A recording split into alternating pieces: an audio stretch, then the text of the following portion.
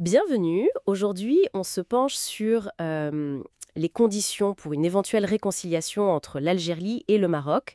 On se base sur des échanges, des discussions trouvées en ligne, hein, où des participants donnent leur avis. Et les points de vue sont très variés, parfois même assez tranchés. L'idée, c'est d'essayer de décortiquer un peu ces perspectives, de comprendre la complexité des demandes, des exigences qui sont formulées. Oui, c'est ça. Et on voit tout de suite que ça touche à des points très sensibles, des lignes rouges pour beaucoup de participants à ces discussions. Exactement. Alors commençons peut-être par les systèmes politiques. C'est un point qui revient. D'un côté, on a entendu une condition imaginée comme venant de l'Algérie. Le Maroc devrait abandonner la monarchie, devenir une république. Carrément. Mhm. Et de l'autre, des voix présentées comme marocaines qui demandent, elles, un changement en Algérie, un régime civil, plus militaire. Certains vont même jusqu'à nommer des figures qui devraient partir ou demander la libération de généraux. Oui, et ça, d'entrée de jeu, c'est assez frappant, parce qu'on ne parle pas d'ajustement là. On parle, selon ces participants, de remettre en cause la nature même du régime de l'autre. C'est énorme comme préalable, non? C'est énorme, ça place la barre très très haut dès le départ. Un autre sujet incontournable, évidemment, c'est le Sahara occidental. Ah oui, le dossier central. Voilà, et là, les points de vue attribués aux Marocains dans ces discussions sont clairs. Il faudrait que l'Algérie arrête tout soutien au Polisario, que ce soit diplomatique, militaire, tout, et qu'elle laisse l'ONU gérer, en gros. Et surtout, la reconnaissance de la souveraineté marocaine. C'est souvent mentionné comme non négociable. Il y a même une référence qui revient parfois, c'est l'accord d'Ifrin de 72. D'accord. Donc on ancre ça dans une lecture historique précise. Tout à fait.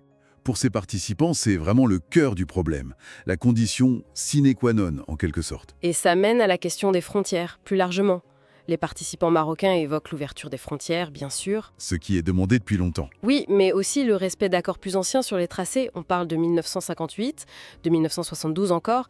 Et il y a même cette mention un peu plus floue de Sahara oriental. Certains pensent que ça vise Tindouf, Béchar. Exactement. Et là, on touche à des contentieux territoriaux très anciens, très sensibles. Ça montre bien que même la délimitation physique de l'espace national, elle reste perçue comme problématique ou contestée par certains. Ça rajoute une couche de complexité historique, émotionnelle. C'est clair. Et cette méfiance, on la retrouve aussi dans la politique étrangère de chacun. Par exemple, l'idée, côté algérien, que le Maroc devrait renoncer à la normalisation avec Israël. Oui, le fameux tête bien. C'est ça. Et inversement, côté marocain, on voit d'un mauvais œil l'initiative marocaine vers le Sahel, ou les liens de l'Algérie avec la Mauritanie. On a l'impression que toute relation extérieure de l'un est suspecte pour l'autre. C'est tout à fait ça. Ce qui ressort de ces extraits, c'est vraiment cette perception d'un jeu à somme nulle. La méfiance est telle que, pour ces participants, même une coopération régionale qui pourrait être bénéfique est vue comme une manœuvre pour affaiblir l'autre. Hmm, Un participant le dit même assez crûment, chacun chercherait à nuire à l'autre. Dans ce climat-là. difficile d'avancer. Bah oui. La non-ingérence devient presque l'objectif maximal, faute de pouvoir construire une confiance minimale. Il y a d'autres points aussi, mentionnés plus brièvement. L'intégration des Kabyles, avec même une suggestion d'autonomie. Oui, ça a été évoqué. Et puis, un appel assez fort à calmer le jeu médiatique. Cette espèce d'incitation, de shahn et alami, comme ils disent. Effectivement. Si on essaie de faire une synthèse de tout ça, ce qui est frappant dans ces propos rapportés, c'est à quel point le conflit est perçu comme quasi existentiel. Chaque condition touche au cœur de l'identité, de la sécurité, de la légitimité de l'autre État, telle que vue par ses participants.